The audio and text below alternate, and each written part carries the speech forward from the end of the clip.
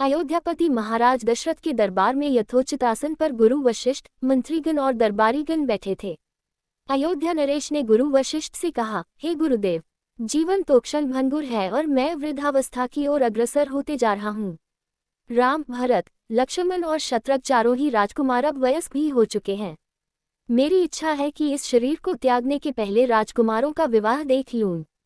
अतः आपसे निवेदन है कि इन राजकुमारों के लिए योग्य कन्याओं की खोज करवाएं। महाराज दशरथ की बात पूरी होते ही द्वारपाल ने ऋषि विश्वामित्र के आगमन की सूचना दी।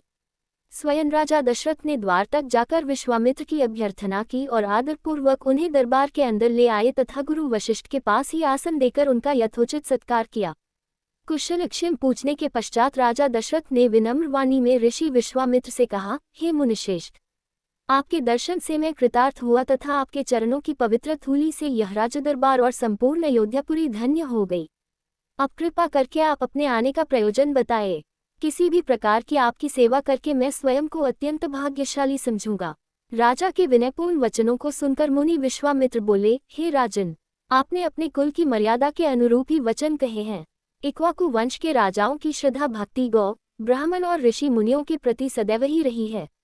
मैं आपके पास एक विशेष प्रयोजन से आया हूँ। समझिए कि कुछ मांगने के लिए आया हूँ। यदि आप मुझे वांछित वस्तु देने का वचन दे तो मैं अपनी मांग आपके सामने प्रस्तुत करूँ। आपके वचन न देने की दशा में मैं बिना कुछ मांगे ही वापस लौट जाऊंगा। महाराज दशरथ ने कहा, हे ब्रह्मर्षि, आप निसंकोच अपनी मांग रखें। संपूर्ण विश्व जानता है कि रघुकुल के राजाओं का वचन ही उनकी प्रतिज्ञा होती है। आप मान तो मैं अपना शीश काट कर भी आपके चरणों में रख सकता हूँ।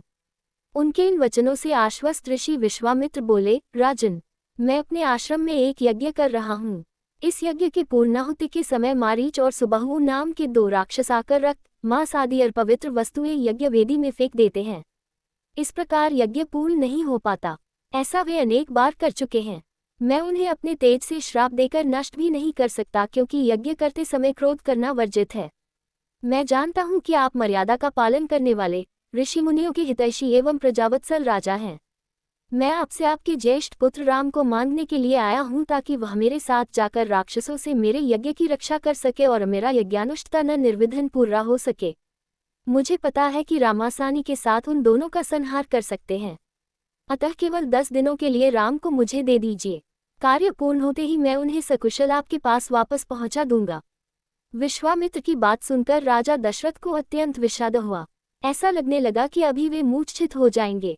फिर स्वयं को संभाल कर उन्होंने कहा, मुनिव, राम अभी बालक है। राक्षसों का सामना करना उसके लिए संभव नहीं होगा। आपके यज्ञ की रक्षा करने के लिए मैं स्वयं ही जाने को तैयार हूँ। विश्वामित्र बोले, राजन, आप तनिक भी। इस पर राजा दशरथ ने उत्तर दिया, हे मुनिश्रेष्ठ, राम ने अभी तक किसी राक्षस के माया प्रपंचों को नहीं देखा है और उसे इस प्रकार के युद्ध का अनुभव भी नहीं है। जब से उसने जन्म लिया है, मैंने उसे अपनी आंखों के सामने से कभी ओझल भी होने नहीं दिया है।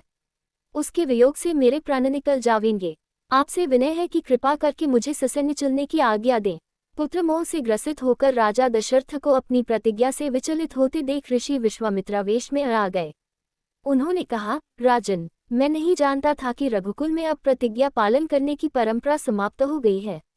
यदि जानता होता तो मैं कदापि नहीं आता। लो, मैं अब चला जाता हूँ। बात समाप्त होते होते उनका मुख क्रोध से लाल हो गया।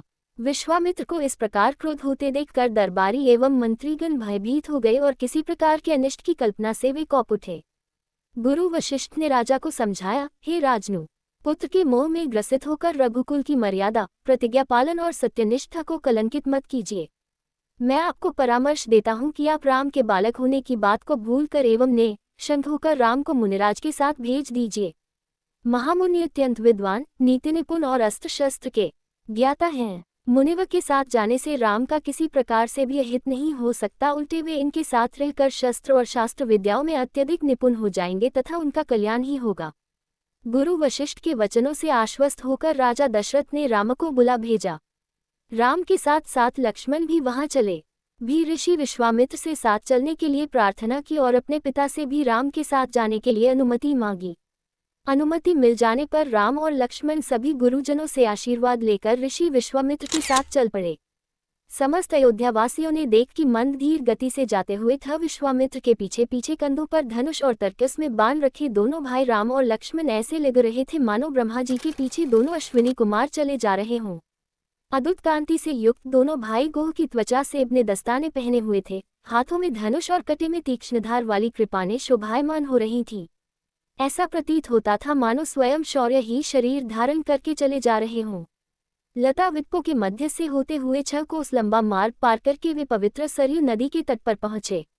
मुनि विश्वामित्र ने स्नेहयुक्त मधुर वाणी में कहा, हे वत्स, अब तुम लोग सरयू के पवित्र जल से आचमन स्नान आदि करके अपनी थकान दूर कर लो, फिर मैं तुम्हें प्रशिक्षण दूंगा। सर्वप्रथम मैं तुम्हें बला और अतिबला नामक विद्याएं सिखाऊंगा। इन विद्याओं के विषय में राम के द्वारा जिज्ञासा प्रकट करने पर ऋषि विश्वामित्र ने बताया, ये दोनों ही विद्याएं साधारण हैं। इन विद्याओं में पारंगत व्यक्तियों की गिनती संसार के श्रेष्ठ पुरुषों में होती है।